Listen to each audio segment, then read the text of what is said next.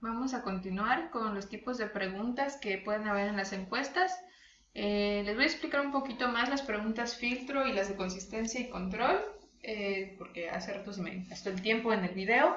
Las preguntas filtro, les decía, son preguntas que me permiten descartar personas en la muestra. Por darles un ejemplo, si yo quiero saber si el alcoholismo ocasiona violencia intrafamiliar, una pregunta filtro sería, por ejemplo, ¿cuántas veces consume alcohol a la semana? ¿No?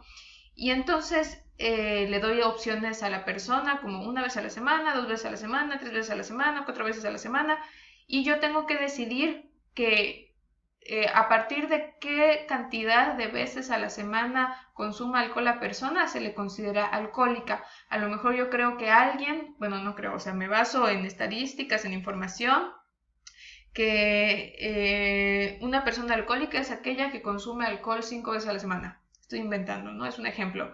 Entonces, todas las personas que me contesten menos de 5 veces, entonces son personas que yo no voy a considerar en mi análisis de datos porque las estoy descartando porque no son personas que yo considere alcohólicas para mi investigación. Entonces, ese es un tipo de pregunta filtro. De todas formas, les voy a poner un ejemplo, o sea, este mismo ejemplo se los voy a mostrar al rato.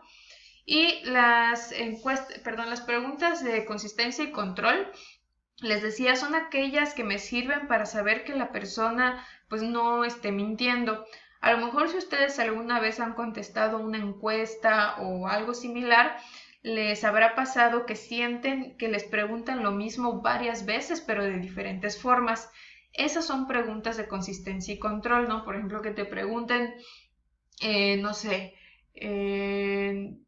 dices mentiras, ¿no? Y tú pones sí, no. Y al rato te preguntan, ¿siempre dices la verdad? Y tú decís como de sí o no. Entonces, son dos preguntas obviamente que significan lo mismo, pero lo preguntan de forma diferente. Esto es un ejemplo de pregunta consistencia-control. Espero haberme explicado. Ahorita les voy a mostrar como diferentes ejemplos de preguntas y también de cómo deben estar redactadas, cómo deben ser las preguntas. Primero, las preguntas deben ser pues lo más cortas posibles y también deben estar personalizadas. Personalizadas se refiere a que estén escritas en segunda persona, es decir, escritas como en tú o en usted.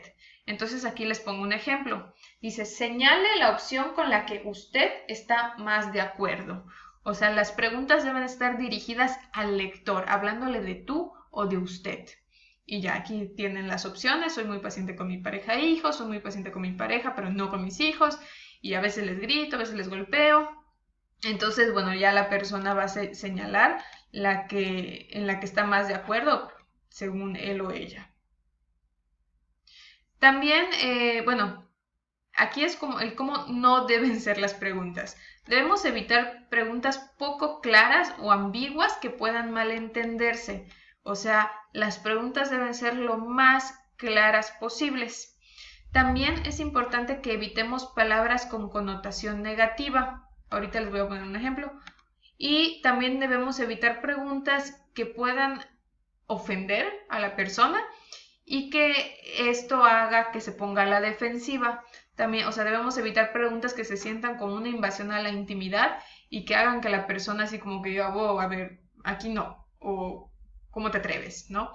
Entonces, estos son ejemplos de lo que no se debe hacer.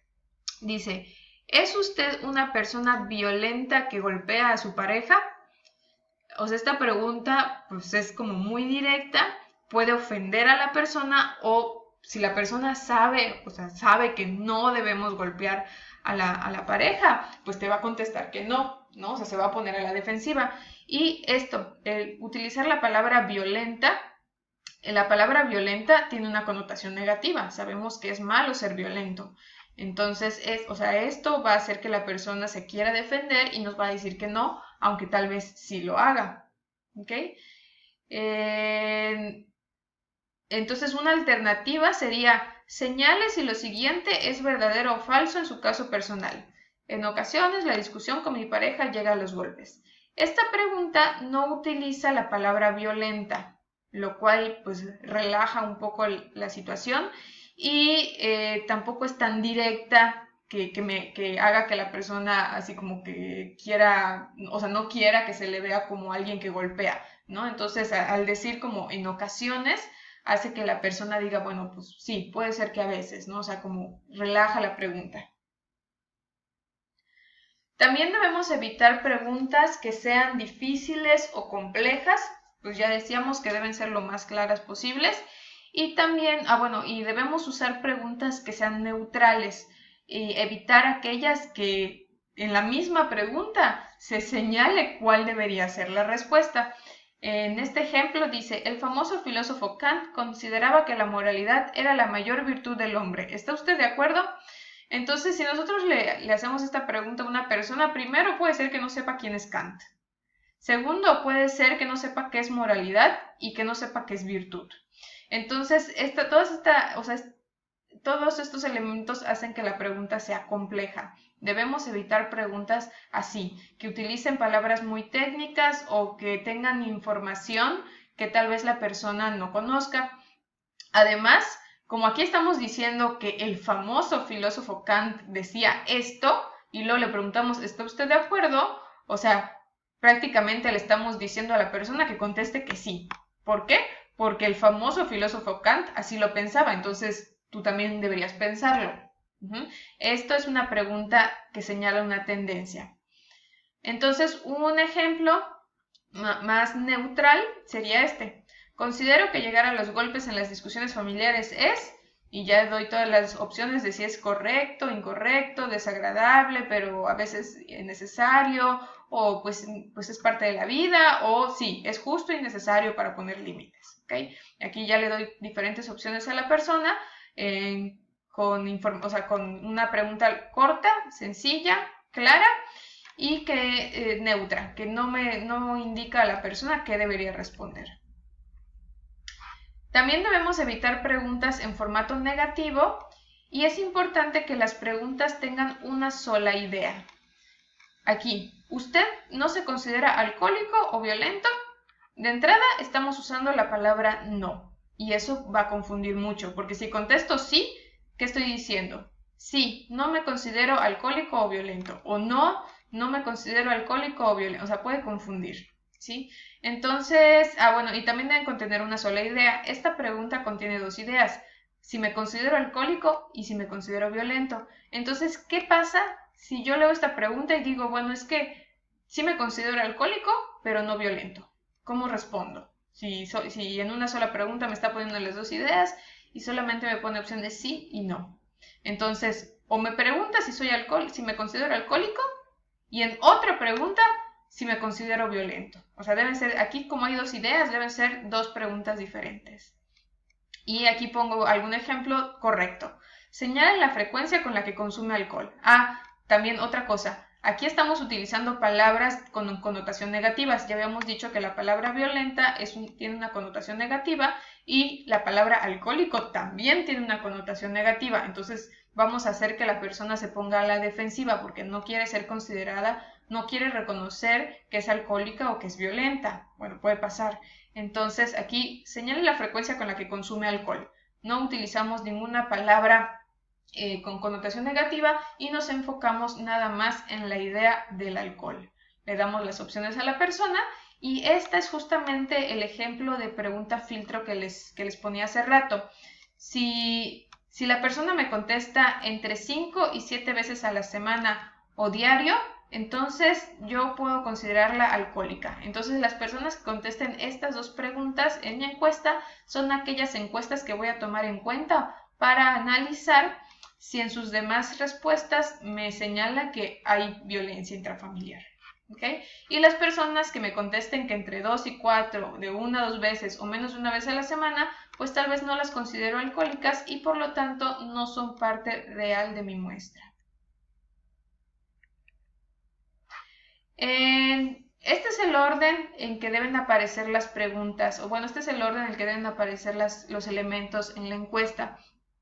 Es muy importante que las instrucciones sean sencillas y claras. ¿Okay? Primero van las preguntas de identificación, luego van las preguntas de acceso y después ponemos todas las demás preguntas, pero acomodadas por tema o ordenadas de lo más general a lo más específico. Ahorita les voy a mostrar un ejemplo de encuesta que sigue justamente este mismo esquema. Entonces, apréndanselo por favor o tomen nota de él. Primero van instrucciones sencillas, después las preguntas de identificación, luego preguntas de acceso, las preguntas agrupadas por tema o ordenadas de lo más general a lo más específico. Por si no recuerdan, las preguntas de acceso son aquellas preguntas que introducen y que ayudan a que la persona se relaje antes de contestar las encuestas, digamos las preguntas pues, más importantes. ¿Okay? Entonces, les voy a mostrar un ejemplo de encuesta.